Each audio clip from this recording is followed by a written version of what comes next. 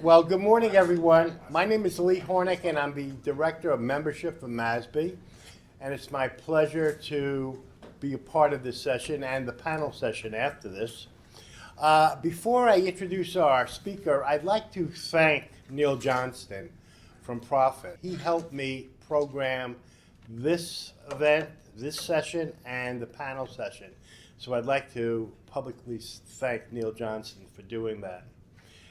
Today we have Jay Milken, Senior Partner for Profit, with us today. And Jay has over 20 years of experience with Profit. Jay has held multiple leadership positions across North America, Europe, and Asia. Most recently, Jay led Profit's growth in Asia for 6 years as their regional lead, specializing in a variety of areas. Jay was based in London, where he led the European growth at Profit. Jay has assisted many global companies with the development and execution of customer-driven growth strategies. Currently, Jay is a global lead for their global growth strategy and heads Profit's sustainability practice. Here's Jay, and thank you so much. And Jay's focus will be on brands during challenging times. Jay? All right, I'm getting flashbacks of being in business school. That was a long time ago. Can everybody hear me? I'm not a microphone person. Everyone can hear me, great. I'll try and stand away from the presentation.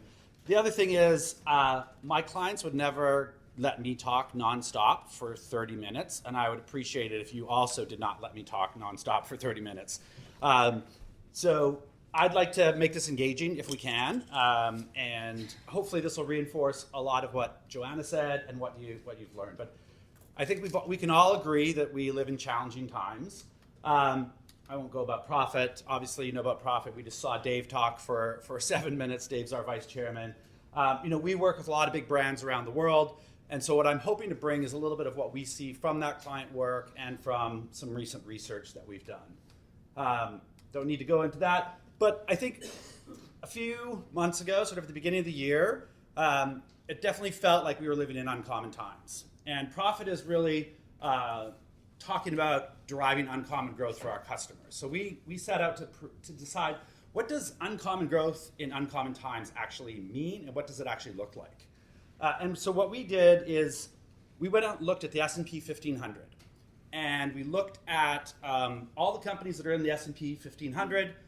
We decided at that point in time in January 2025 that the past 5 years were definitely uncommon times. We had a once-in-a-century pandemic. We had a couple regional wars. We had what we thought was at least the first generation of what some of the trade wars and trade balance challenges were going to be. So we went back and looked at 5 years, and we said, well, what companies have grown through this 5-year period? And how can we sort of set the bar at what uncommon growth is? Because growth can just be 0.1%.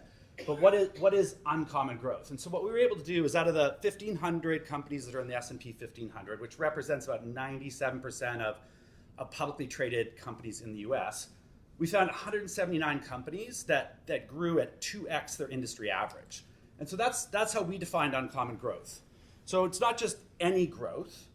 Uncommon growth has to be obviously higher than your peers, and we set the bar looking at the data at twice the industry average. So these are companies that are definitely achieving uncommon growth. And we looked back, we looked at a 3-year period, we looked at a 2-year period, we looked at different variations of it, and we settled back in terms of looking at what was happening in 2019, right? In 2019, everything was sort of humming along and growth was very strong. Then 2020, the world changed. I was in Hong Kong in 2020. I sent out the first email in my firm about this. We have this virus in China, and then the whole world exploded. And Hong Kong shut down early in January, and then the world shut down in March. So we really thought that 2019 period, through the pandemic, through some of the regional conflicts that we've seen around the world, really was a good period to look at. And so that's how we define uncommon growth and uncommon times. I think maybe now what our clients are telling us is that they just feel like this is the new normal, that there's always going to be uncertainty. And actually in our business, we're seeing not a lot of hesitation, but a lot of people now just doubling down and saying, okay, this is the new reality. We need to power through. We need to find ways to grow.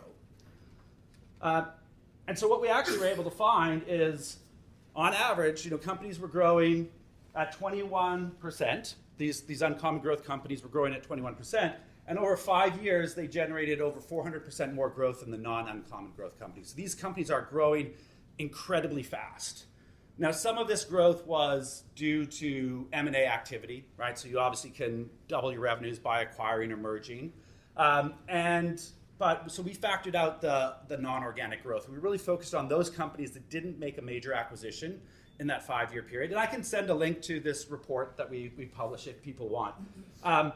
But that's what really we looked at. So obviously taking non-organic growth out, how are companies growing? What are the commonalities between these and among these companies that are in a wide variety of industries? And we came up with 3 that we saw. And so you might look at this list and say, well, geez, there's nothing up here about brand. But being a firm that has Dave Walker in our DNA, everything up here deals with brand. Customer obsession is really this idea of knowing your customers, knowing what's relevant to them, and then building a brand or a value proposition around it. That is what customer obsession means. Pervasive innovation. Thank you, Joanna, for sharing Dave's perspective on that. So we know that innovation drives growth, and there are certain brands that are known to be innovative and not innovative. So pervasive innovation is critical to this. So obviously you can't just continue doing the same thing over and over again and think you're going to win. Whether you look at the Japanese beer market or other markets, pervasive innovation drives it. And then the third part is culture. And we'll talk about culture. Culture can manifest itself in terms of your employer brand, your employee value proposition. But culture is also a much bigger thing that's really impacting how companies grow. And that's really being powered by humans, even in the world of AI, which we'll discuss, of how culture and AI are coming together. So these were the three areas. And I'm gonna double click into any of them, or actually not any of them, into all of them. So this is our definition of customer obsession: a deep understanding and engagement with customers, which is the starting place. So in our work with customers, we always take an outside-in approach. We always start with some version of customer understanding, market understanding, consumer understanding, and really start on the outside and bring that into our clients. And so what we found is that the companies that are uncommon growth companies, so these companies growing at over a 5-year period at greater than 2 times their industry average, they actually spend 3 times as much as their competitors on sales and marketing. Obviously, we're using publicly traded information, but their sales and marketing expense lines in their financial reportings were on average 3 times higher than their competitors. So yes, CMOs are challenged. Yes, environments are difficult and budgets are not always growing, but those companies that are achieving uncommon growth are investing in sales and marketing, which means brand. And then also what we've learned around brand, and this idea of there's a marriage, which we call it a love story between brand and demand. But this idea of companies that connect brand activities with marketing activities are outperforming the average competitor. And that might seem obvious to those of us in this room that have all sort of grown up and in this world of brand and marketing. But for other people outside and our clients, it's not always seen that way. There's a brand team and a marketing team. There's a marketing team, a sales team. They're never really thought of as working hand in hand. Say, could I add something? Oh, yes, of course, please. The idea of connectivity is brilliant. And I would take it one step further to company valuation. Mm-hmm. And this gets a bit to Joanna's comments about raising the relevance of the CMO, who I think is in many cases in the very unique position of being able to tell the whole story. Yes? Yeah. The CMO, he or she should be able to weave that, the customer story. Here are the metrics we're going to measure and why. Here's what that produces for the enterprise. And then it carries through to shareholder value. I think that would be ideal. If anybody else has a thought on that. Yes, please. Yeah, there is a companion piece to this, right, that the Said Business School did, which actually looked at share price growth of exceptionally growing companies, Yeah. and it linked to the role of brand equity. So there was an explicit connection, and I know this because they use Kantar's brand C data to make that connection, that when they included that brand perspective into the prediction, they were actually able to predict the share price growth. So there is a piece that actually connects all these things together, which is wonderful. I agree. So where is this again? Is that it? It's a white paper by the Sage School where they leverage Kantar brand C data. I'll look it up and send it to you. That would be Yeah. great. I'll make a Yeah. note, yes. Yeah, and we've done research with we used to do a brand relevance index, and we looked at share price of those companies that always scored higher on brand relevance, and they would also outperform their stock prices. I think it's always difficult to get that correlation versus causation, right? Break that link. So I think you can show that companies that have strong brands have better stock prices. I think if the more that we can try to create that linkage, that's more defensible. I think it will help all marketers and all branders. So I think the way that we look at it, and we talk a lot about this choose use infinity loop, and we talk about how consumers start with an exploration, right? So that's really where awareness and consideration, top of the funnel, where brand really drives a lot, right? So this is creating long-term use. Then you go into from exploring to consideration.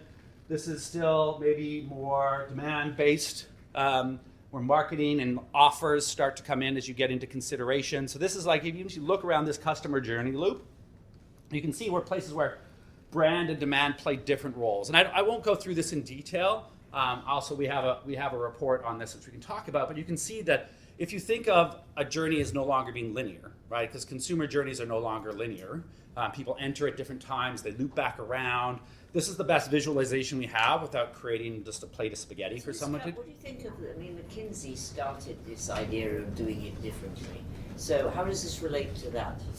I don't know. They created the first of Yeah. these, which was like it goes round in circles. Yeah. Yeah. The spiral. I think we're all trying to figure out ways to illustrate the fact that the journey is no longer linear. We often, back in the day, we would do funnels, right? You start at awareness and you move all the way down to, but it's not linear anymore. And so I'm not sure. I'm not claiming we've created this. I don't know if McKinsey was the first one to come up with this loop, but I think it does a good job of showing that there's different entry points, and that for a lot of products where repurchase, or if you're in insurance where you have to re-up your insurance, you come back to a point where you have to choose again. There's very few products you buy once and never buy again.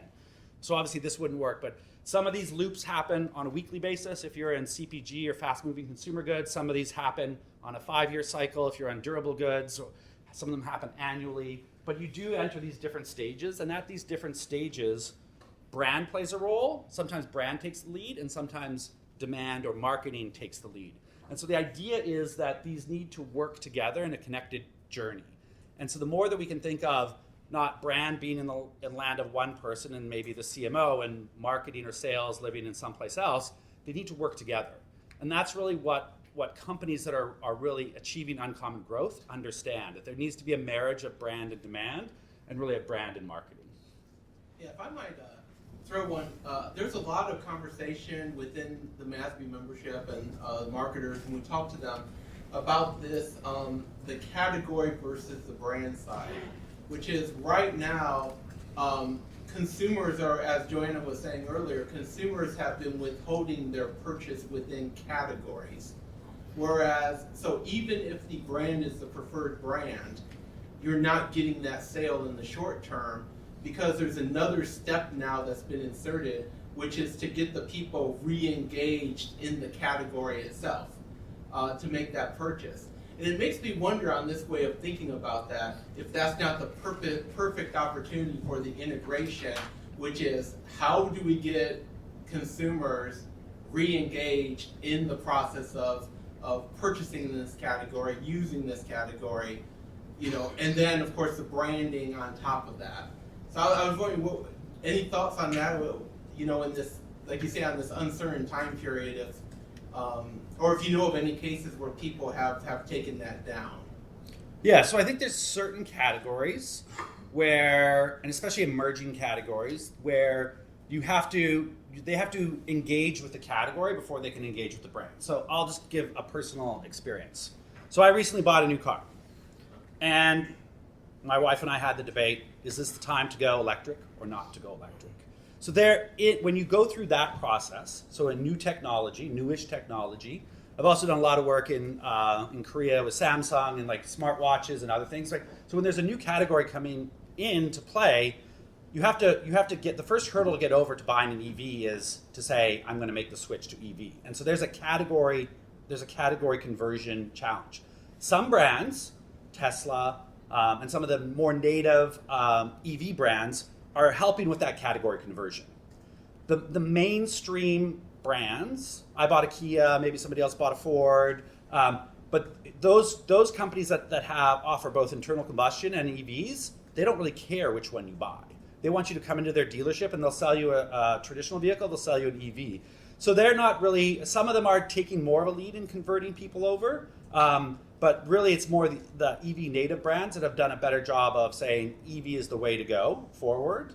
And so that they're in those new categories, you find there's a category hurdle to get over before the brand hurdle to get over. Because when you're going to do an EV, you have to think about, do I have the infrastructure at home to put in a level 2 charger? If not, where do I charge? How am I going to drive? And do I get range anxiety? And can I really do my commute and everything or not? So all of those sort of barriers have to be overcome before you get to, okay, what brand of EV do I want to buy? Yeah, it makes me wonder if that's as part of these strategy sessions, if the budgeting portion isn't why the marketers have been called in so much, is that because it sounds like to me that the budgets are going to have to be wiggled between, you know, campaigns to get people re-engaged and campaigns to continue to build the brand. So. No idea. Yeah. We'll ask some of the people who would be here but were in their strategy session. Question for you, does the explore mean that the consumer has identified that they have a need, or is what I'm getting at is where is awareness in here? And, awareness comes into the explore phase, right? So if you're going to explore, you need to be aware of it. If you're going to buy a car, I mean, the classic example we've done is we've worked a lot with appliances. There are 2 purchase paths for appliances. There's the dream phase. So just if you're building a house, remodeling a house, you're building your dream kitchen, you go in and you look around and you say, what would I like? Would I like 2 dishwashers? Do I want to get an induction stove? Do I want, a combo oven? So you can go in and dream about this. If you found out today that your fridge was broken, you would immediately go into replace mode. There's not a lot of exploration if your fridge or freezer is broken. It's like, call the place I went to where I got it last. Do you have the exact same model that I know is going to fit in here? If not, what's the replacement and when can you deliver it? So so all of this is very contextual for what category you're in, what is the usage occasion you have. But so that explore phase for a replacement is very sharp and focused. The explore phase for a remodel or building your dream home is wide, expansive. It probably has multiple sort of loops in there. So it's very, very contextual, but you can still explain refrigerators, EVs, you can explain alcohol categories in here, right? We've done a lot of work for alcohol companies that are seeing consumption drop, and they're getting a new category. So we did a whole project around what would happen if federal legalization of cannabis happened, and for cannabis beverages. And that explore phase is very broad because once again you have to introduce a new category.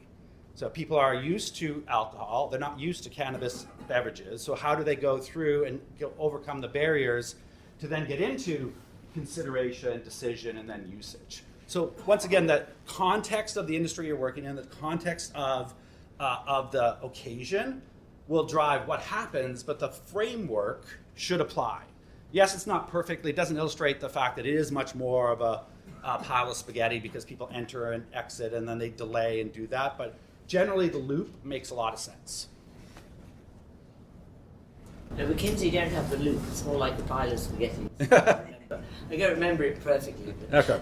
But, brands, at least in my experience, they're so focused on catching the prospect at the right time, but there isn't always an on requirement for building awareness that I think some brands really neglect. Yes, I mean, the pendulum swings between brand-based marketing and offer-based marketing, right? And so I think that also varies. There's a lot of digital businesses can sort of monitor this choose use much better than non-digital businesses. The other thing I would say is if you're in a non-digital business or B2B business, what we're finding is the use of a loyalty program is a way for a non-digital business to start to understand this choose use process. And the long-term always-on awareness doesn't have the return that the bosses want. Yeah. You know what I mean? Like It's a table stake. I think, just given me a thought, a MASB thought, is that maybe, Frank, we should add to our list of possible topics to explore is looking at what the new funnel, spiral, spaghetti, whatever it is, should look like. Because I think this has got a lot of good ideas in it, but I think we should look at it. I think we put the combined intellectual power of some of the people of the MASB team in it. So consumer journey, path to purchase. All of that, and awareness, and brand a bit more. It's the idea of Yeah. how do you integrate when and where. Yeah. Maybe this is too academic. I think the funnel is good to explain to new students these steps. Yes. The point is, you come in and out of these steps at different Yeah. Yes. right? You can't consider unless you even know it exists Yes. to begin with. So, if I showed this to undergrads, they'd be like, I have no idea what you're talking about, right? So I think that maybe we don't want to get too caught up in what the visual looks like. It's the idea, these steps exist, you come in and out, and maybe it's how you articulate that. And then one other thing, I think this also assumes we already know the category exists. Because to what this gentleman was saying earlier, if you're a B2B software company, I don't even know that you're, like, how many AI tools are out there that you don't know exist in this room, right? You're not searching on the brand because you don't even know it's there yet. So you're, like, trying to solve a problem before brand even. And so that's the part I feel is missing somewhere in here. Yeah, I totally agree, because the reason why neither McKinsey Spaghetti nor this has displaced the traditional funnel is exactly the reason you said, is that those things have to, and as Kevin was saying too with awareness, those things have to happen. It's a question of how you show the journey, which isn't necessarily a funnel, it goes round and round. Right. Yeah. What I would say, and we That's could never make it off this slide, which is fine because I want to have a discussion.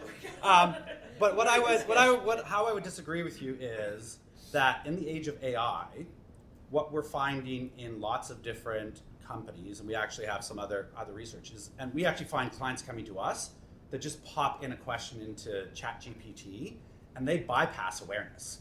I've had 3 new business opportunities come in where I've asked them, how did you find us? And they said, I found you through ChatGPT. But isn't that awareness?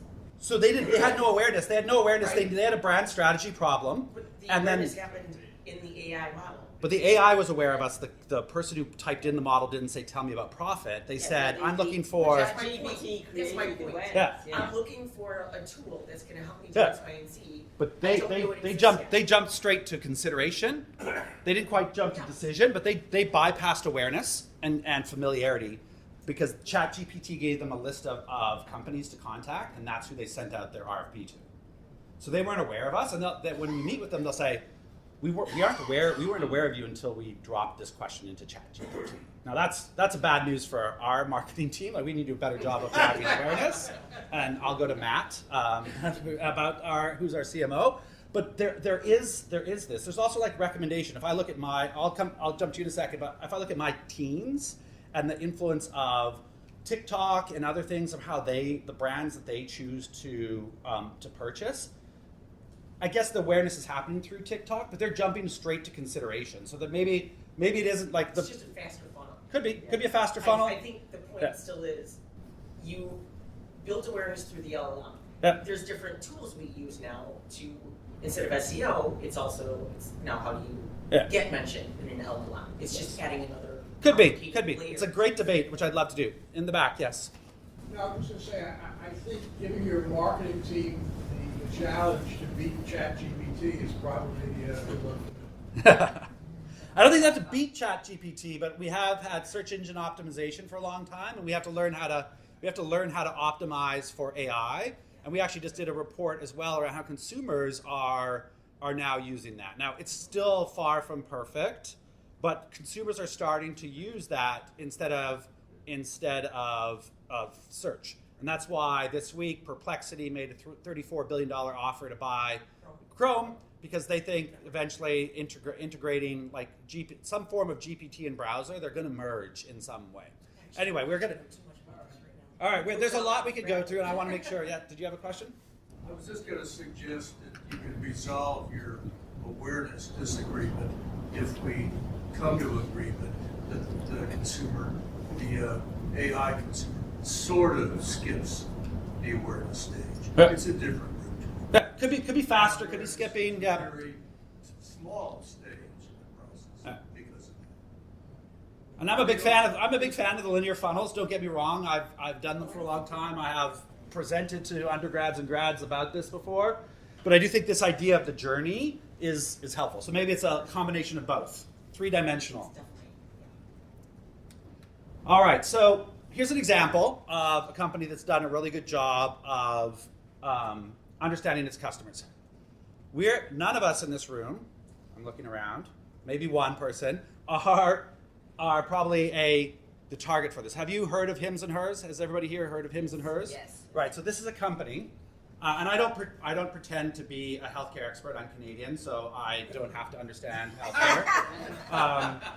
Although I've lived in the U.S. for 20 plus years, but this is a healthcare company built for Gen Z, right? It's a combination of Glossier, which is a DTC beauty brand, as well as like frictionless UX that you get from apps. But this company has done an amazing job of understanding its customer, being obsessed with Gen Z and how they're going to access healthcare and really consumerizing it, right? So it's not like a Pfizer, not like an Abbott or any of these companies, but they've made it look like this looks like cosmetics. This looks like Glossier. It is healthcare, and they've done an amazing job of understanding who their customer is, building their business around it, modifying as they go along to go from basically nowhere to a $1.5 billion company over the span of like 7-8 years. And so this is an example of one of those companies that is definitely customer obsessed. They are digital based, so they can see that choose use, or they can understand the funnel better, but they know their customer. They've designed their business around that customer, and they are achieving great success with their customer target. So this idea of how can you achieve uncommon growth, and they've grown very, very fast, obviously, off a small base, albeit, and some of these companies are off a small base, but the fact that we all know who they are, and majority of us are not in their target customer group, means a lot about what the business they're building and the brand that they've really built. And so I won't go into this, but there's lots of things that marketers need to do to really become more customer obsessed. We need to understand who our segments are. We need to understand who our personas are.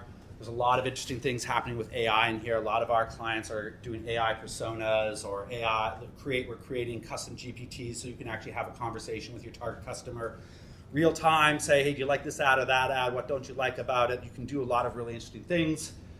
You have to focus on customer needs, right? Understanding where you are you buying a replacement refrigerator, or are you remodeling your kitchen? If you don't understand the difference between those needs, you can't really market and build a brand around that. Customer-led propositions, obviously we can't tell you why we're so great. We have to tell you why we're great for your situation and your needs. And really this idea of insights to outcomes. So companies, I can't tell you the number of clients I have where they collect a lot of data, but they never really tie that data to outcomes. And that's, I think, where Marketing Accountability Standards Board can really help. Like all this data we capture, how do we then prove that insight we had led to an outcome in the market. And then I think we said accountable for insights and hardwiring data. If you're a digitally native business, you are overflowing in data. If you're not, you may have to find different ways to capture it. Yes? Have you been successful with any of your clients in convincing them they need to spend 50% more on marketing? 50. Or 25% or whatever the number may be? I think there have been clients where sometimes we've done econometric modeling to actually improve, like to tell people that brand matters. Done that in healthcare and really to be able to understand how important that is. So yes. How do you use econometric modeling to show the brand matters? Because in my view, it doesn't. Okay. Well, I'm not the econometric. I'm not the person doing the modeling, but you can. We have done it in the past and used econometric. I remain unconvinced. Okay. Well, I'm not going to get into an academic debate with this group, but I just don't let that one go. Yep. Yeah.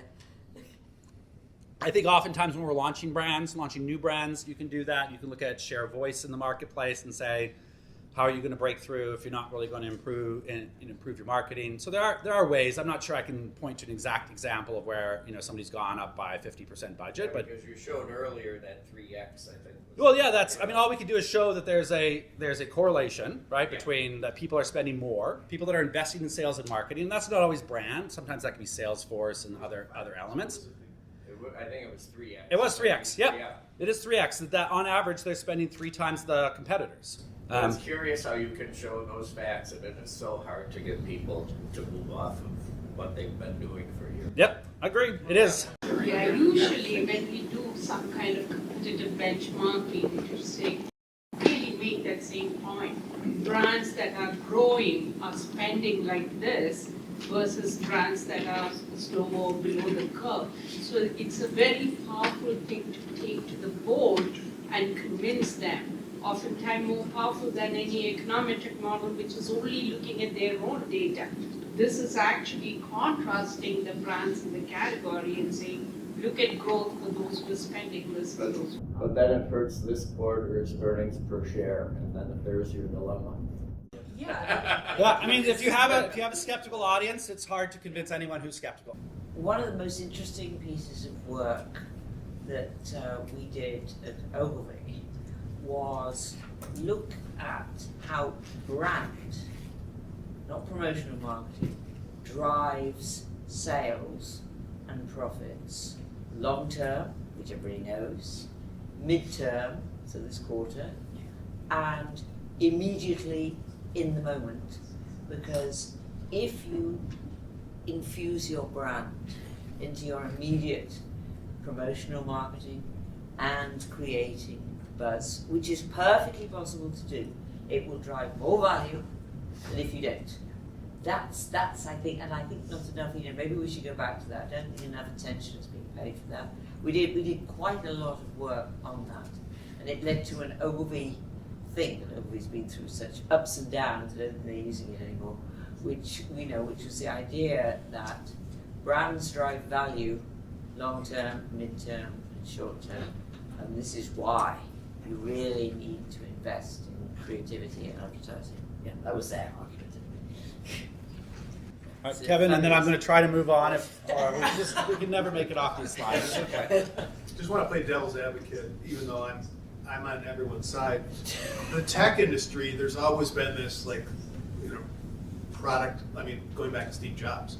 But look at the 7 brands that control so much of our economy, including NVIDIA. They're not spending on marketing communications, or they're getting on CNBC, or they're going to the White House. But why isn't that marketing communication? Yeah. Are you including communications? So are you including? So what we did was we used financial reports, right? So we looked at the sales and marketing lines of the. So campaign, if it falls in the sales and marketing line, that's where it came from. Because it's hard with 1,500 companies to figure out where everybody puts it. So you have to. But there are companies. So speaking of NVIDIA, and then in the hopes to move on. But there are companies that it's not just one thing that's driving this, and I would say that NVIDIA has been customer obsessed as well. their customers are different than the customers that most of us. Like Elon Musk is famous for sneering at marketing, but he controls the platform where he can, you know what I mean? Like, so is that marketing or not, what he's doing? Of course it's marketing, it's just rather bad. It may not fall in the marketing line, but yes, it's marketing, positive marketing, and also we're seeing the impacts of CEO Rank and harm. yes, the negative. It's Yeah, like the second one is around innovation, and NVIDIA is going to be one of the examples we use here. But it is more than just being innovative; it's having innovation embedded into your culture, and really that fuels a lot of what we call uncommon growth. So we believe innovation is a growth multiplier. And it helps you in your existing categories, and it helps you grow into adjacent markets. The fact is that if you also have innovation highly embedded in your organization, you can move faster than companies that aren't innovative. And so what we've seen is that companies that are classified as uncommon growth, remember growing 2 times their competitors and looking in everybody's industries over a 5-year period, they're investing 23% more in R&D. Right, so they're investing in R&D. We also looked at, are they getting recognized for it?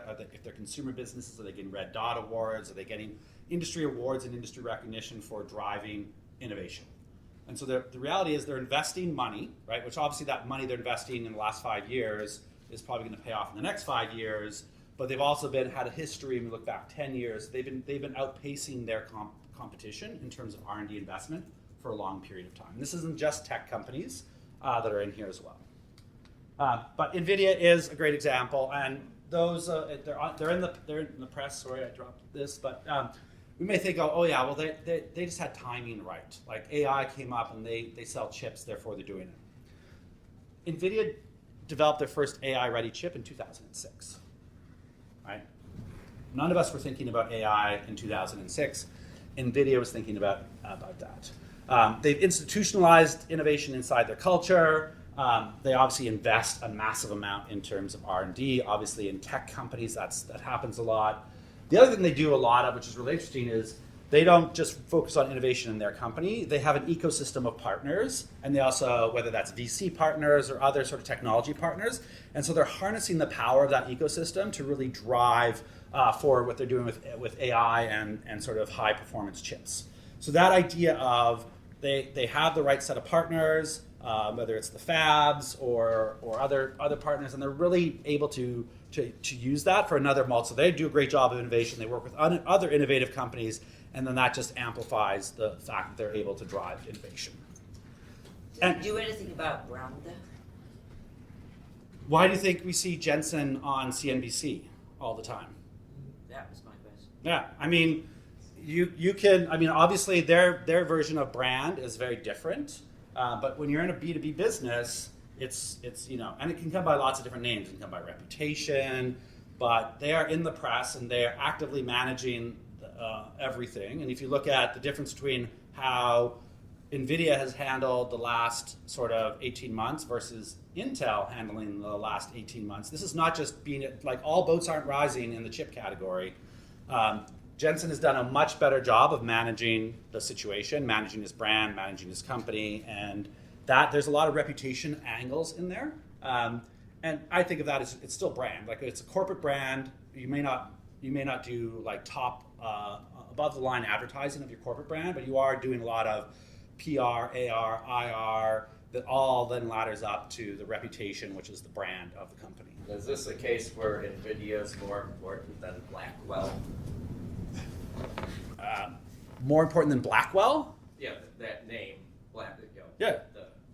I think obviously most people will know NVIDIA now. Anybody who reads the business press, well, it's now into the mainstream press with a lot of things that are going on with chips and with AI. So I think that they've done an amazing job of sort of having awareness in the general market. Right? And for a product, once again, that consumers don't buy. Now, other chip companies, like we have a belief that there's also like B2B, there's a concept we call B2B4C. And that's where like B2B companies are actually starting to do consumer-based advertising, even though you can't buy their product. And Qualcomm, another chip company, is a great example of this. So everybody here has probably heard of Qualcomm Snapdragon. You may have seen the fact that they do, there's Qualcomm Stadium, so they're obviously doing stadium rights for a reason. They do a lot of advertising because their chipset is better for mobile gaming and for gaming.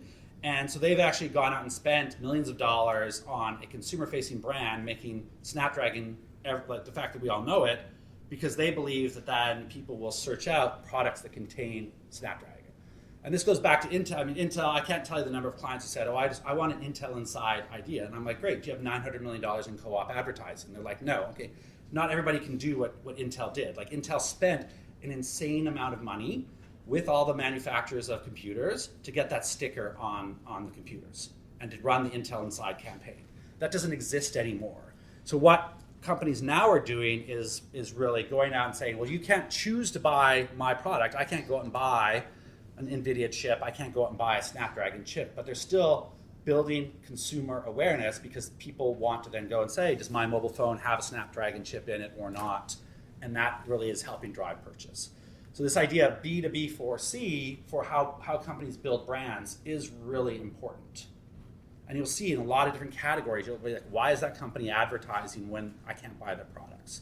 It's like Gorilla Glass, which is a Corning product as well, because we've all dropped our phones and cracked our screens, and now we say, okay, well, I want to make sure that my phone has Gorilla Glass. So lots of companies are going out and trying to say, I need to influence the customer, the end consumer, even though the end consumer can't buy my product directly.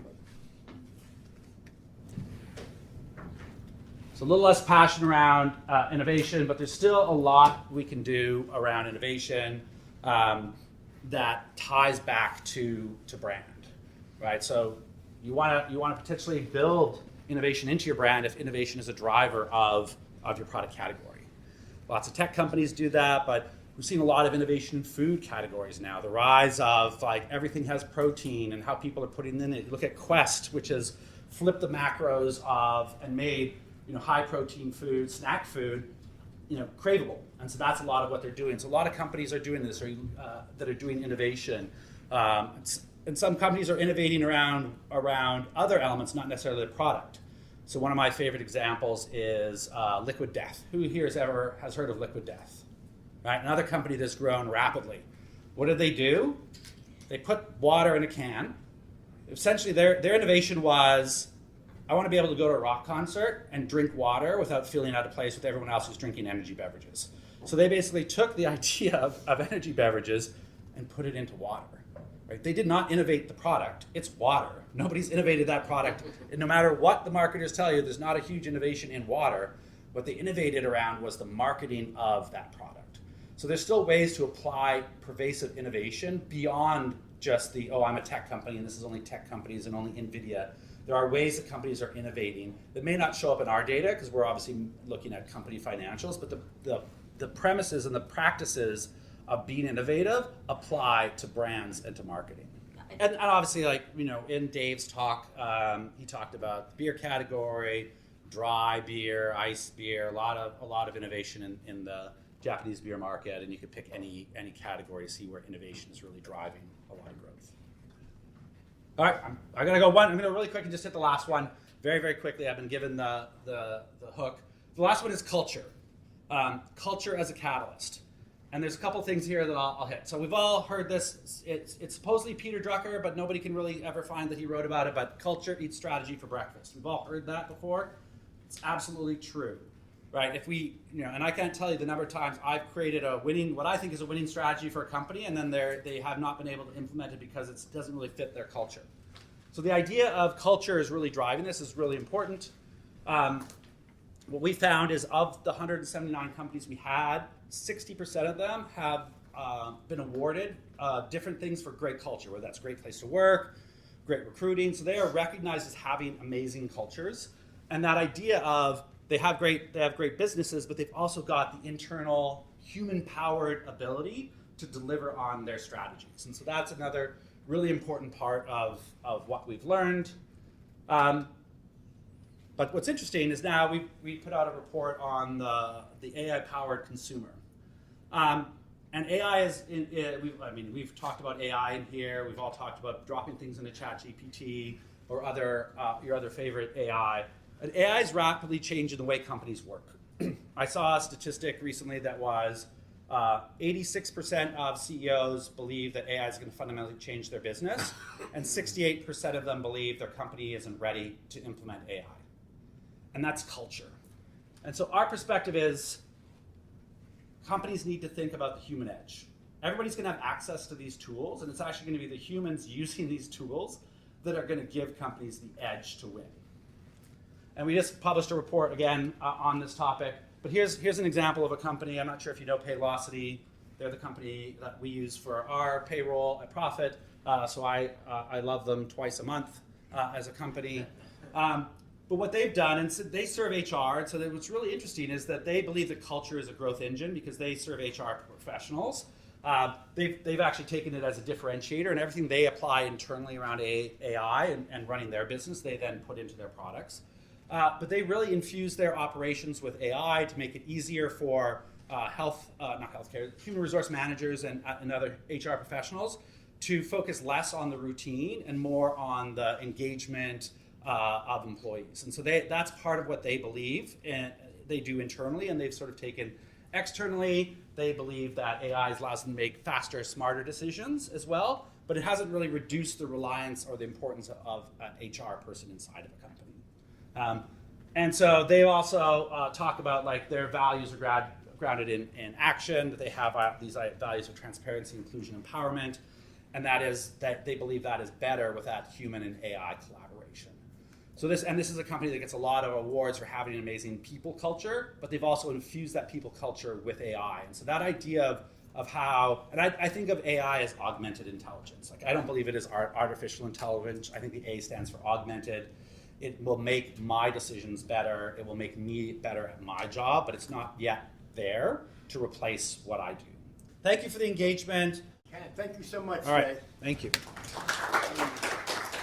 Have a seat. I'm going to take the lens.